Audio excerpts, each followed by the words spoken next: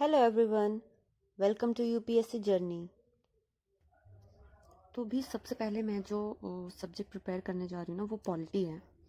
आपको पता है कि पेपर 2 जो है हमारा जीएस का वो कम्प्लीटली डेडिकेटेड है टू पॉलिटी, इंटरनेशनल रिलेशंस। तो ये काफ़ी इंपॉर्टेंट पार्ट है, तो इसलिए मैंने सोचा मुझे इसे सबसे पहले प्रिपेयर करना चाहिए। जो पॉलिटिकल थ्योरी है बेसिकली वो आपको उन्होंने बताया था सर ने कि वो आपको बेसिक अंडरस्टैंडिंग देती है कि जो पॉलिटी है उसके बेसिक्स क्या हैं। तो इसलिए ये पॉलिटी मैं जो कवर करने वाली हूँ, जो पॉलिटिकल थ्योरी है, ये मेरे पास बुक है, मैं आपको दिखाती हूँ।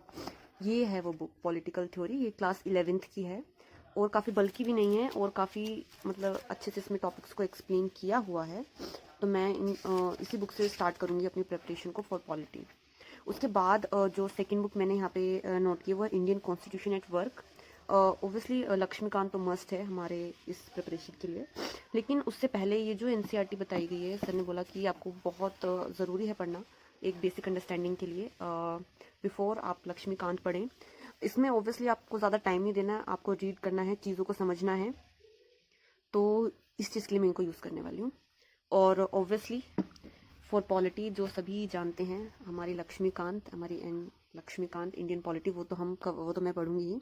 और जो है 2024 में अपना अटेम्प्ट दूंगी, उस चीज़ के लिए मैं प्रिपेयर कर रही हूँ। ओब्वियसली जो प्रिपरेशन है वो स्टार्ट होने वाली है मेरी प्रीलिम्स से। ओब्वियसली प्रीलिम्स के लिए पहले प्रिपेयर कर रहे हैं, लेकिन सिर्फ प्रीलिम्स के लिए ना रह जाए प्रिपरेशन, तो मेंस का भी हमें साथ साथ प्रिपेयर करना है। क्योंकि obviously the ultimate goal is to clear mains also, तभी हम एलिजिबल होंगे इंटरव्यू देने के लिए। तो मेंस के लिए जो मैंने रिसोर्सेज कुछ देखे हैं, अगर हम उसको सिलेबस वाइज देख लेते हैं एक बार। ओब्वियसली एक मतलब ये जो फर्स्ट वीडियो है मेरी एक प्लान के बारे में है कि क्या मैंने प्लान किया है। और तो अगर आप सिलेबस को देखेंगे जीएस के, तो अगर आप कुछ चीज़ें देखें जो मैंने उनको डिवाइड किया है। जो फर्स्ट यहाँ पे पॉइंट लिखा है, Indian constitution, historical underpinning, evolution, features, amendments, significant provisions and basic structure. तो अगर आप इसको देखेंगे ना, इसमें जो पॉइंट्स दिए हुए हैं कि कॉन्स्टिट्यूशन के बारे में, उनके हिस्टोरिकल क्या क्या उसके फीचर्स हैं, क्या क्या अब तक अमेंडमेंट हुई है, तो ये जो फर्स्ट पॉइंट सिलेबस में दिया हुआ है इसको आप इजीली लक्ष्मीकांत से कवर कर सकते हैं। जो सेकंड पॉइंट यहाँ पे दिया गया है कि functions and responsibility of union and state, issues and challenges to the federal structure. हाँ, ये जो फेडरल स्ट्रक्चर मैंने अंडरलाइन किया हुआ है वो इसलिए किया हुआ है क्योंकि अगर आप प्रीवियस से क्वेश्चन देखते हैं मेंस के, तो इस टॉपिक के अराउंड काफ़ी ज़्यादा क्वेश्चंस पूछता है यूपीएससी, तो इसलिए ये टॉपिक थोड़ा ज़्यादा इंपॉर्टेंट हो जाता है। उसके बाद जो थर्ड पॉइंट जो है यहाँ पे, separation of power between various organ, dispute redressal mechanism and institutions. तो ये वाला टॉपिक भी आप लक्ष्मीकांत से इजीली कवर कर सकते हैं। उसके बाद देखिए जो नेक्स्ट टॉपिक है हमारा कि comparison of Indian constitutional scheme with that of other countries. ये वाला टॉपिक अभी रिसेंटली भी पीछे जो एग्जाम्स हुए हैं यूपीएससी के, उनमें काफ़ी ये टॉपिक पूछा गया है। अब इसमें ये हो जाता है कि क्या हम हर चीज़ को, कि इंडियन कॉन्स्टिट्यूशन को और यूएस को क्या सिटीजनशिप भी कंपेयर करें या सभी कुछ कंपेयर करें। तो इस वाले टॉपिक का जो मैंने मतलब ऑब्वियसली ये मेरी ऑब्जर्वेशन है, मैं गलत भी हो सकती हूँ। तो इस टॉपिक का जो मैंने देखा है कि अगर आप देखेंगे फ्रांस इंडिया, फ्रांस यूएस, तो उन्हीं कंट्रीज के बारे में ज़्यादा ये रिलेटेड क्वेश्चन पूछे जाते हैं जिनसे हमने वो फीचर्स बोरो किए हैं। देखेंगे पॉलिटी का जो चैप्टर 3 है जिसमें है सैलेंट फीचर्स ऑफ इंडियन कॉन्स्टिट्यूशन। इसमें ना आपको एक टेबल दी हुई है, ये वाला देखिए, ये वाला क्वेश्चन, ये वाली जो टेबल अगर आपको दिख रही होगी ध्यान से देखिए। हाँ, जो ये वाली टेबल दी हुई है फीचर्स वाली, ये पेज नंबर जो मेरे पास जो है वो तो 5th एडिशन है, मेरे पास लेटेस्ट एडिशन नहीं है, बट इसमें थोड़ा 5th और 6th में थोड़ा ही डिफरेंस है बस। तो अगर आप यहाँ पे देखेंगे ना, तो देखिए जो ब्रिटिश कॉन्स्टिट्यूशन है उससे हमने क्या क्या चीज़ें ली हैं, पार्लियामेंट्री सिस्टम है, गवर्नमेंट है, रूल ऑफ लॉ है। यूएस कॉन्स्टिट्यूशन में फंडामेंटल राइट्स हैं, इंडिपेंडेंस ऑफ जुडिशरी है और बाकी सारी चीज़ें। तो अगर आप इंडियन कॉन्स्टिट्यूशन को जो फीचर्स हमने बोरो किए हैं जिस कंट्री के कॉन्स्टिट्यूशन से, उनके साथ आप कंपैरिजन देखेंगे ना, तो ज़्यादातर यूपीएससी ने उसी के ऊपर क्वेश्चन पूछा हुआ है कि कंपेयर करें यूएस कॉन्स्टिट्यूशन को फंडामेंटल राइट के बेस में ऑन इंडिया और यूएस, या इंडिपेंडेंट ऑफ जुडिशरी के बारे में, या फिर जुडिशियल रिव्यू के बारे में, या इम्पीचमेंट ऑफ प्रेसिडेंट का रोल बहुत ज़्यादा इंपॉर्टेंट है। इस पर यूपीएससी ने पहले क्वेश्चन पूछा हुआ था कि जो यूएस में जो प्रेसिडेंट का रोल है और ओब्वियसली जो हमारे यहाँ पे प्रेसिडेंट का रोल है उसमें क्या डिफरेंस है, क्या रेलेवेंस है। तो उसने मुझे लगता है कि इसी बेसिस पे पूछा है, क्योंकि यूएस कॉन्स्टिट्यूशन से हमने कुछ फीचर्स जो बोरो किए हैं उसमें प्रेसिडेंट का रोल भी आता है। तो यहाँ पे हम कह सकते हैं कि यूपीएससी ऐसे ही बेसलेस कहीं से भी उठा के क्वेश्चन नहीं पूछ रहा है, ऑब्वियसली क्योंकि जो हमने जो हमारा सिलेबस है उसमें अगर आप पढ़ेंगे तो आपको ये पता चलेगा कि यूएसए में जो चीज़ बोरो की है तो वो उसी के रेलेवेंस में ही हमसे क्वेश्चन पूछ रहा है। सेकंड, एक जो फ्रांस के बारे में, एक तो फ्रांस का सेक्युलरिज्म, क्योंकि हम जैसे अगर यहाँ पे देखेंगे तो ideals of liberty, equality, fraternity, तो प्रियम्बल प्रॉपर आप देख रहे हैं यहाँ पे प्रियम्बल मेंशन है।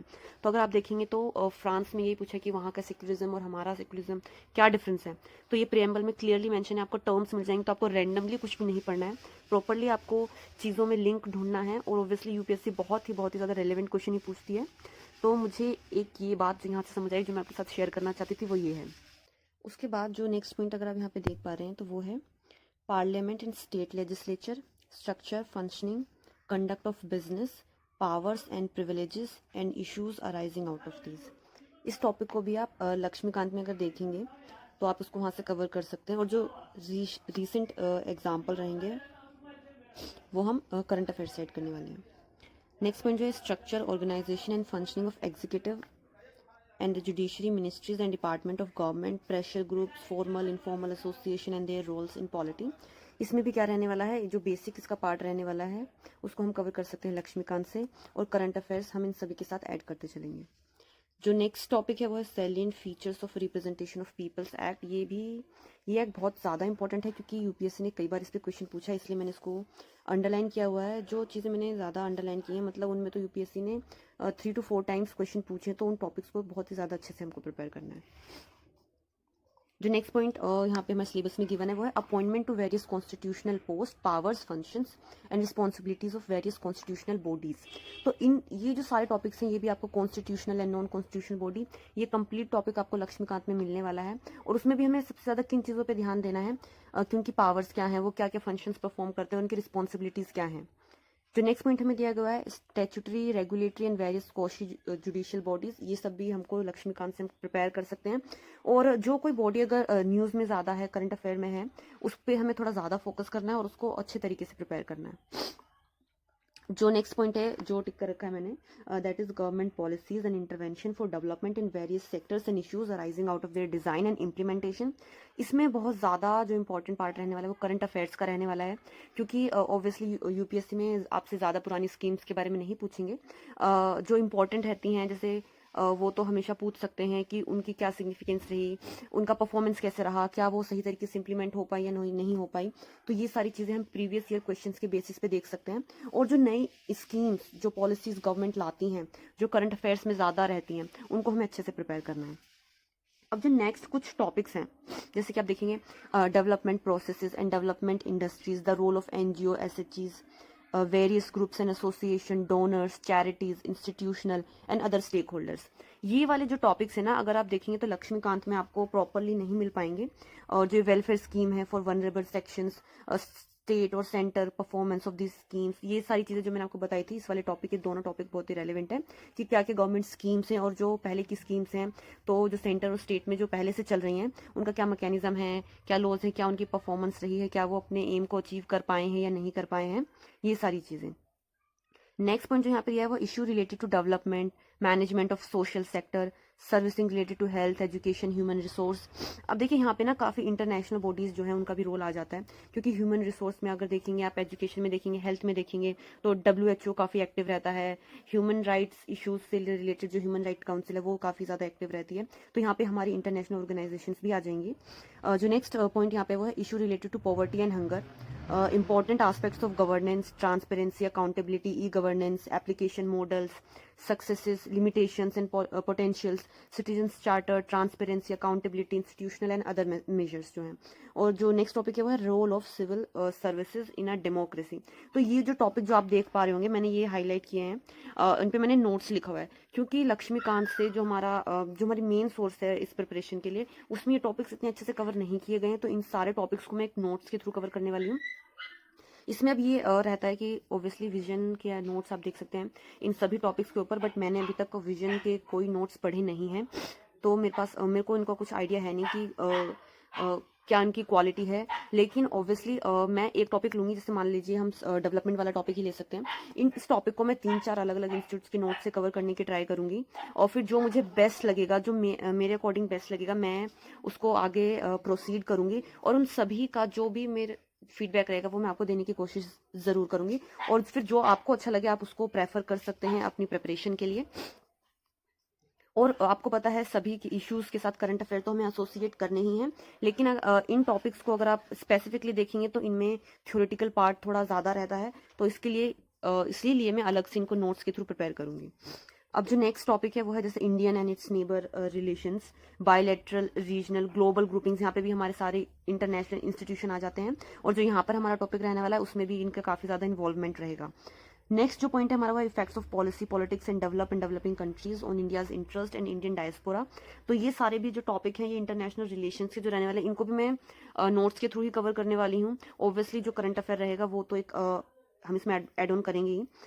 Important international institution agencies and their fora structure and mandate. तो अभी तक हमने जो कवर किया है वो बेसिकली ये जो पूरा सिलेबस है GS2, बेसिकली मैं पॉलिटिक्स शुरू कर रही हूँ, तो मैं ऐसा नहीं कर रही हूँ कि प्री के लिए अलग प्रिपेयर करूंगी और मेंस के लिए अलग प्रिपेयर करूंगी। फर्स्ट जो मेरा फोकस रहने वाला है वो ओब्वियसली जो बेसिक बुक्स हैं वो मैंने आपको बताया वहां से स्टार्ट करेंगे, फिर लक्ष्मीकांत पे जाएंगे, और फिर धीरे धीरे करके पूरा ही मेंस का सिलेबस कवर करेंगे विद प्रीवियस ईयर क्वेश्चंस।